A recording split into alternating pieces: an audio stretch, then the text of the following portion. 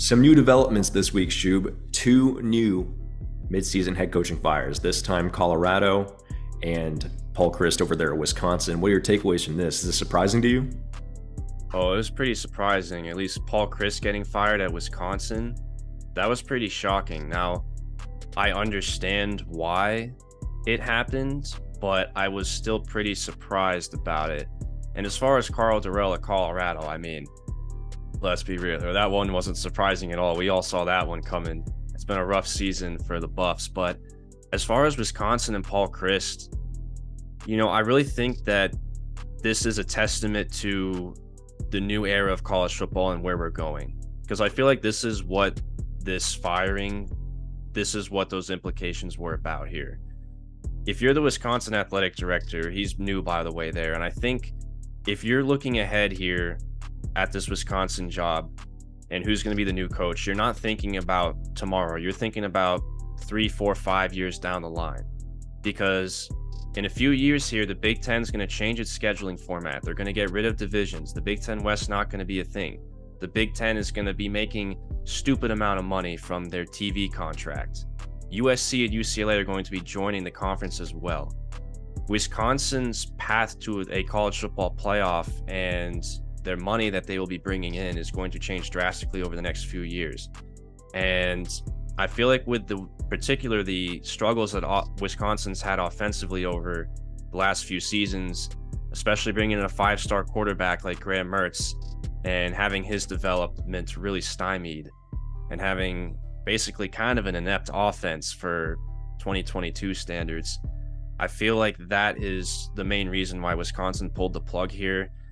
It is still pretty surprising because, Paul Chryst, his track record speaks for itself. Like, think about how well the guy has done at Wisconsin. The dude's worst full season, because, there was that shortened COVID season, but his worst full season was an 8-win season.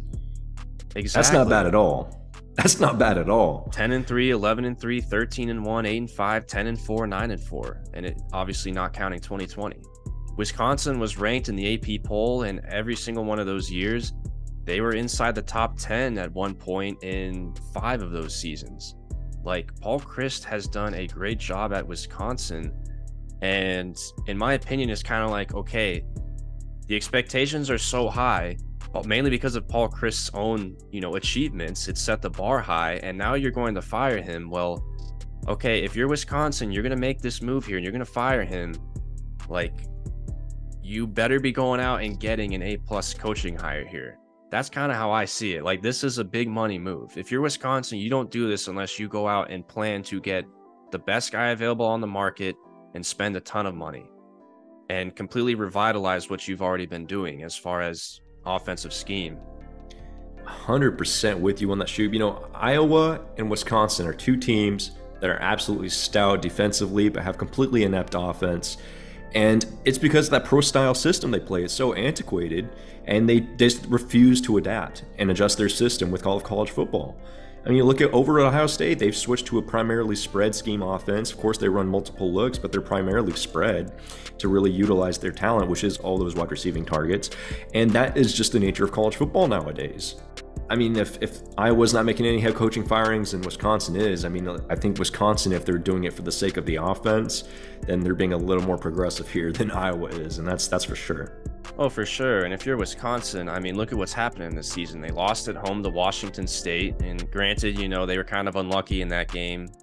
Washington State was pretty fortunate to win, but still, you shouldn't have let Washington State hang around and win that game at home. Then you get blown out of the water by Ohio State.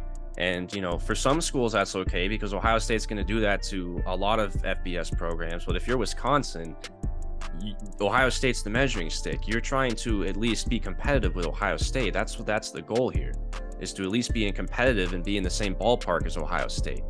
You're not trying to get blown out of the water. And then nextly, they lost to Illinois 34-10 in their own stadium. Like, Illinois is much improved this year, and they're on the rise with Bielema, but Wisconsin shouldn't be getting blown out by Illinois at home. That's just not going to fly there based on Wisconsin's recent track record. So I totally get it. It does seem a little bit premature from one sense, but I also get it. Like, I understand it. And I guess time will tell, but if Wisconsin gets this right, this could be a big pivot point for that program. But it's also pretty risky, and it also kind of sucks for Paul Chryst because, like, the guy's a good coach. Like, his track record still speaks for itself. He'll land somewhere, Shoob, just because of his track record purely. He'll get a job somewhere. I mean, Colorado might be a team that might hire him. Like, legitimately, I mean, his track record speaks for itself. Colorado's a team that can probably afford to go get him. So we'll see. I don't think he's going to end up without a job come next year. So